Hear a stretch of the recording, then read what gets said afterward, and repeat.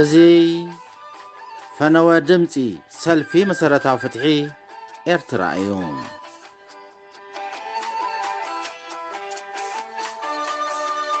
ክቡራት ሰማዕትና እዚ ትከታተልዎ ዘለኹም ብሓልዮት ቤት ጽሕፈት ክፍሊ ዜናን ምንቃሕን ሰልፊ መሰረታዊ ፍትሒ ኤርትራ ዝዳሎም መደብ ቋንቋ ትግርኛ እዩ።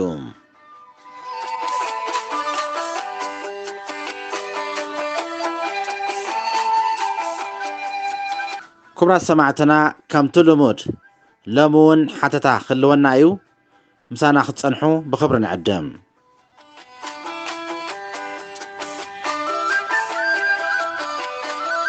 ህግደፍን አድማሳዊ ምኽባር ሰብአዊ መሰልን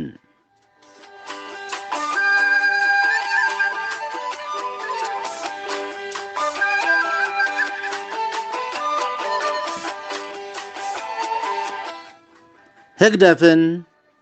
አድማሳዊ ምኽባር ሰብአዊ መሰልን እቲ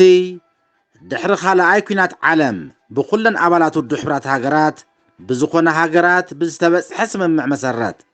ዝተቐርጸ ኣብ ምኽባር ሰብአውን ዲሞክራሲያውን መሰላት ዝለዓለ ወይ አድማሳዊ መወከሲ ኮይኑ ዘገልግል ዘሎም ቻርተር ውድብ ሕብራት ሃገራት ኩሎም ደቂ ሰባት ማዕረ ምዃኖም ኣብ ቅድሚ ሕጊ ማዕረ ከም ዝረአዩ እዚ ድማ ንኩለን ብፍቃድን አባላት ውድብ ሕብራት ሃገራት ዝኾና ሃገራት ዝቕይድ ምዃኑ ሰፊሩ ይርከብ። እንተኾነም እቲ ብኩሉ ቅቡል ዝኾነ መትከላት ቻርተር ውድብ ሕብራት ሃገራት ከም ስርዓት ህግደፍ ዝኣመሰሉ ኢደወነናውያን መንግስታት ክጠሓሱን ኣብ ልዕሊ እቲ ንሳቶም ዝመርሕዎ ህዝቢ ድማ ኢሰብአዊ ግፍዕታት ክፍጽሙ ንዕዘብ ኣለና።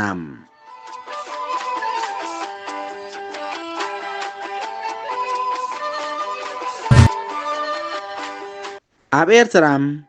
ከም መግለጺ ናይ ኩሉ ሕሰማት ዜጋታት ዘመን ኣብ ዝሓለፎ ባርነት ተገረግሪጎም ይርከቡ። ከይዛረቡ ኣፎም ተለጊሙ ከየምልጡ ዶብ ብሽሾ ሰራዊትን ተተኮስትን ተሓፂርዎን ካብ ቤቶም ብሓይሊ ተወሲዶም ብሻምብቆ ብረት እናተሓለዉ ከብዶም ገዲፎም ከብዲ ገዛእቶም ክመልኡ ስድራ ቤቶም ብጥሜትን ዕርቃንን ሕማምን እንዳማሰኑ መነባብሮ ስድራ ቤት ናይቶም ብኣስገዳድ ዘስርሕዎም ዘለዉ ጨካናት መራሕቲ ከጣጥሑ ጉልበቶም ብዘይ ዝኾነ ክፍሊት ጥራሕ ዘይኮነስ ምሰናይ ከቢድ ምጉጣጥ ይምዝመዙ ኣለዉ። እስከም ቻርተር ውድብ ሕብራት ሃገራት ኣብ ጉዳይ ምኽባር ሰብአውን ዲሞክራሲያውን መሰላት እንታይ ይብል? ኩነታት ኣተሓሕዛ ሰብአዊ መሰል አረመናዊ መንግስቲ ህግደፍከ እንታይ ይመስል ንምንጽጻር መታን ክሕግዘና ገለ ነጥብታት ንመልከት።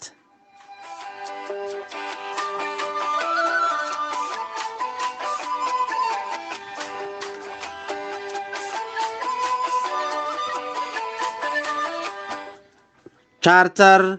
ውድብ ሕብራት ሃገራት ኮነም ሕብረት አፍሪቃ ኩሎም ደቂ ሰባት ብሰብአዊ ተፈጥሮኦም ማዕረ ስለ ዝኾኑ ማዕረን ዘይነጻጸልን መሰረታዊ መሰላት ከም ዘለዎም ንሰብአዊ መሰል ብሸለልትነት ምሕላፍ ወይ ጠቕሊልካም ብኣንጻሩ ምኻድ ቁኑዕ ሕልናት ንዘለዎም ደቂ ሰባት ዘጨንቕ ቁልጡፍ መእረምታት ዘድልዮም አረመናዊ ተግባር ምዃኑ ናይ ምዝመዛን ጭቆናን ኣገዛዝኣ ንምውጋድ አባላት ውድብ ሕብራት ሃገራት ዝኾነ ሃገራት ምስ ውድብ ሕብራት ሃገራት ምትሕብባር ሰብአዊ ነፃነታትን ሓርነታትን ኣብ ሙሉእ ዓለም ክኽበሩን ብተግባር ክትርጎሙን ቃል ከም ዝኣተው ጠቂሱሎም። ሃገራት ብመሰረቲ ዝኣተዎ ቃል ነፍሲ ወከፍ ሰብ ኮነም ሕብረተሰብአዊ ክፍልታት እቶም ስምምዓትን ድንጋቴታትን ክፍለጡን ክትግበሩን ናይ ምግባር ሓላፍነት ኣለዎም።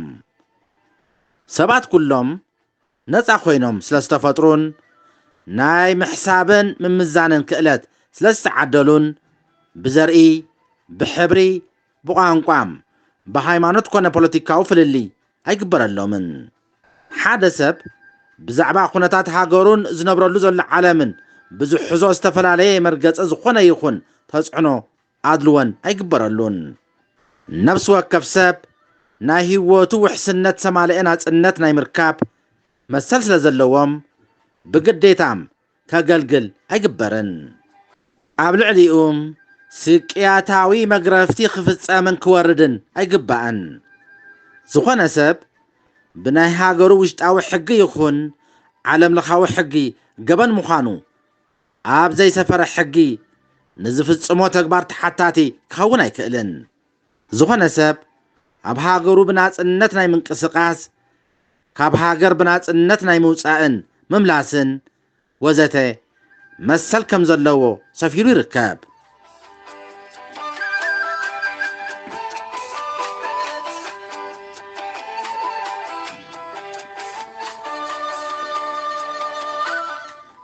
ኤርትራ ሃገርና ድሕረቲ ነዊሕን መሪርን ቃልሲ ኣብ 1993 ዕውት መስርሕ ረፈረንደም ኣካይዳ ኣብ ቅድሚ ማሕበረሰብ ዓለም ላዕላውነት ሃገር ኮይና እያ ሽዑ ድማ ብሰናይ ፈቃዳ ኣባል ውድብ ሕቡራት ሃገራትን ሕብረት ኣፍሪቃን ኮይና እያ ኣባል ውድብ ሕቡራት ሃገራትን ሕብረት ኣፍሪቃን ኮይና ማለት ድማ በቲ እቶም ትካላት ዝቆሙሉን ዝምርሑሉን ቻርተር ኣኽቢራን ተቐይዳን ክትከይድ ግዴታ ኣለዋ ማለት እዩ ክቡራት ሰማዕትና እዞም ንመሰረታዊ ምኽባር ሰብኣዊ መሰላት ዝምልከቱ ስምምዓትን ድንጋጌታትን ኤርትራ ከም ኣባል ውድብ ሕቡራት ሃገራትን ሕብረት ኣፍሪቃን መጠን ብሰናይ ፈቃዳ ከም ዝተቐበለቶምን ዘይካትዑ እኳ እንተኾነ ብተግባር ኣብ ኤርትራ ይትግበር ኣሎ ዶ የለን ከምቲ ኣብ መእተዊ ዝገለጽናዮም ህግደፍ ነቲ ዝኣተወ ስምምዕ ኣኽቢሩ ዶ ይኸይድ ኣሎ ወይስ ብኣንጻሩ ብሰፊሕን ሓላፍነታውን ዓይኒ ምርኣይ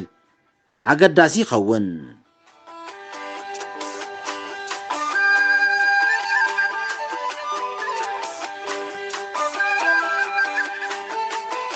ኣብዚ ሕጂ እዋን ኣብ ኤርትራ እቲ ኣብ ባይታ ዘሎ ሓቂ ነቲ ቻርተር ብተግባር ዝሃርም እዩ እዚ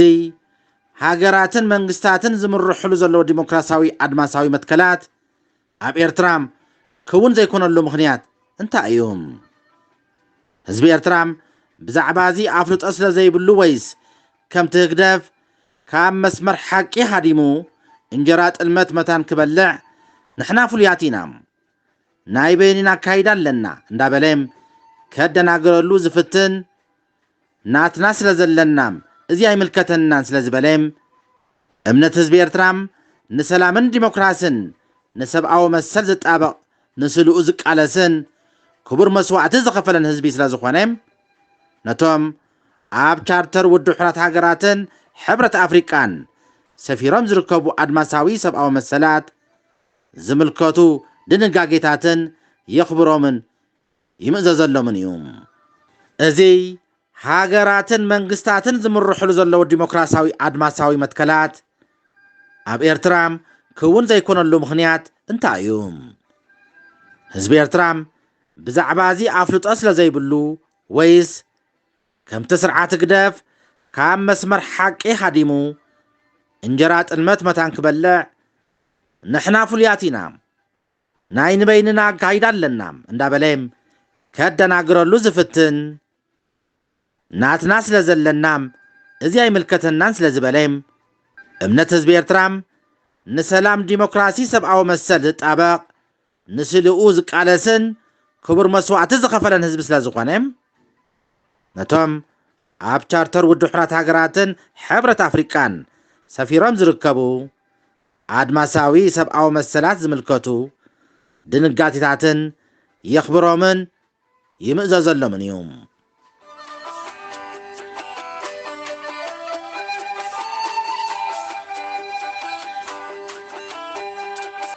ነዚ ምስ ኩነታት ሃገሩን ኣከናውና ናይ ሕብረተሰብ ኤርትራን ኣጠዓዒሙ ካብ ምጥቃም ወፃኢ ማሕበረሰብ ዓለም ካብ ዝምራሓሉ ኣድማሳዊ ሕግታት ዝተፈልየ ብተግባር ዘይረአ ዝተሰወረ አካይዳ ስለ ዘለዎ ይኮነን ሰብአውን ዲሞክራሲያውን መሰላት ዘኽብር ሕግታት ኣብ ሃገሩ ብተግባር ክሰርሕ ዝደሊ ግን ከዓም ብሰሪ ጸረ ህዝቢ መንግስቲ ህግደፍ ድሌቱ ዘይሰመረሉ ህዝቢ እዩ ምኽንያቱም እቲ ንኤርትራ ዝመርሕ ዘሎ ጃንዳዊ ጉጅለም ብባህሪኡ ጸረ መሰረታዊ ሰብአዊ መሰላትን ስምምዓትን ብዓይነ ሕጊ ልጓም አልቦ ብተግባር ደቂ ሰባት ብስቅያታዊ መግራፊቲ መጭወይትን መርሸንትን ሰጥ ለበጥ አቢሉ ቀጻልነት ስልጣኑ ከውሕስ ዝሰርሕ ስለ ዝኾነ ድማ ህዝብታት ኤርትራም ብፖለቲካዊ ዓይኒ መተንፈሲ ሳንቦኦም መዛረቢ ልሳኖም ዝንቀሳቀስሉ እግሮም ምንጭ ቁጠቦኦም ኮታም ሕጋዊ ትካላዊ አሰራርሖኦም ዝተመንዝዑ ህዝብታት እዮም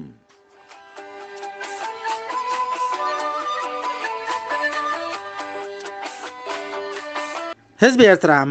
ናይ ተፈጥሮ ሰብ እዮም እሞም ዝስምዓኒ ክዛረብ ኣለኒ ብናጽነት ክንቀሳቀስ ኣለኒ ሃብቲ ኸፍርን አፍርየ ክጥቀምን ኣለኒ ከም ሃገር ብሓውርን ናይ ውልቀ ሰባት ዊንታን ምኻድ ኣብቂዑ ብሕግን ብትካላዊ አሰራርሓን ክንከይድ ኣለና ስለ ዝበለም ሕቶ እንተልዒሉ እዚ ናይ ሓደ ስልጡን ሕብረተሰብ አተሓሳስባ ኢሉ ብሰላማውን ዲሞክራሲያውን መንገዲ ከተኣናግዶ ዘኽእሎ ባህሪ ዘለዎ ስርዓት ኣይኮነን ስርዓት ግደፍ ብኣንጻሩ ናይ ማእሰርትን ቅንጸላን ግብረ መልሲ ከም ዝህቦ ኣያጠራጥረን ብናይ ህግደፍ አተሓሳስባም ሃገር ማለት ንሶም እዮም ህዝቢ ማለት ንሶም እዮም መሰል ዝህቡን ዝኸልኡን ንሶም እዮም አሰርትን ፈታሕትን ቀጻዕትን ቀተልትን ንሶም እዮም አንጻሮም ፍኒሕንሕ ዝብል ብሓይሊ ሓሳብ ዘይኮነ ብስነ መጎት ሓይሊ ካብ ገጽ ምድሪ ንምጥፋእ ዝሰርሑ ዘለው ጨካናት ስርዓት እዮም እዚ ከምዚ ዓይነት ፋላው አካይዳ ድማ ጸረ ሰብአዊ ፍጡር እዩ እቲ ዝገርም ንህግደፍ ካብቶም ካልኦት ናይ ባህሪ መሓዝቱ ዝፈልዮ ነገር እንተሃልዩ ሕቶ ፖለቲካዊ ዲሞክራሲ አልዒሎም ንዝነጥፉ ጥራሕ ዘይኮነስ ነቶም ናይ ስልጣን ሕቶ ዘይልዕሉ ሰብአዊ ሕቶታቶምን ዘይምሕር ምዃን እዩ እቲ ሒዝዎ ዘሎ ስልጣን ሕጋዊ መደገፍታን ህዝባዊ ኣመነታን ስለ ዘይብሉ ብውሽጣዊ ተርባፅ እናተሓቁነ ብዓይኒ ዕሙት ንሰብአዊ መሰላት ክጥሕን ዝግደድ ዘሎ ስርዓት እዩ ስለ ዝኾነ ድማ ምኽባር አድማሳዊ ሰብአዊ መሰላትን ህግደፍን ከብድን ሕቆን እዮም ዝኸበርኩም ሰማዕትና ኤርትራውያን ወፅዓና ብዓይኒ ሰላምን ምርጋዕን ዲሞክራስን ዲሞክራሲያዊ መሰላትን ምስኣን ጥራሕ ዝግለጽ ዘይኮነስ በቲ ዶብን ዜግነትን ዘይፈሊ ከም ሰብአውን ፍጡራት ክንረኽቦ ዝነበረና ሰብአዊ መሰላት እውን ዝሰኣና ህዝብታት ከም ምዃንና መጠን ካብዚ መቑሑዚ ንምውፃእ ከይተሓለልና ክንቃለስ ይግባአና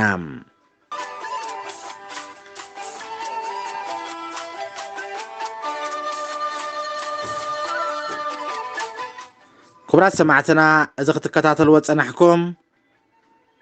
ህግደፍን አድማሳዊ ምኽባር ሰብአዊ መሰልን ዝብል ሓተታ እዩ ነይሩ ክቡራት ሰማዕትና ንሎሚ ዝነበረና ሓፈሻዊ ምድላዋት ዝመስል ነይሩ ንምክታልኩም ኣዝና እናመስገናም ድሓን ሕደሩ ልዋም ምሸት እዚ ፈነወም ድምፂ ሰልፊ መሰረታዊ ፍትሒ ኤርትራ እዩ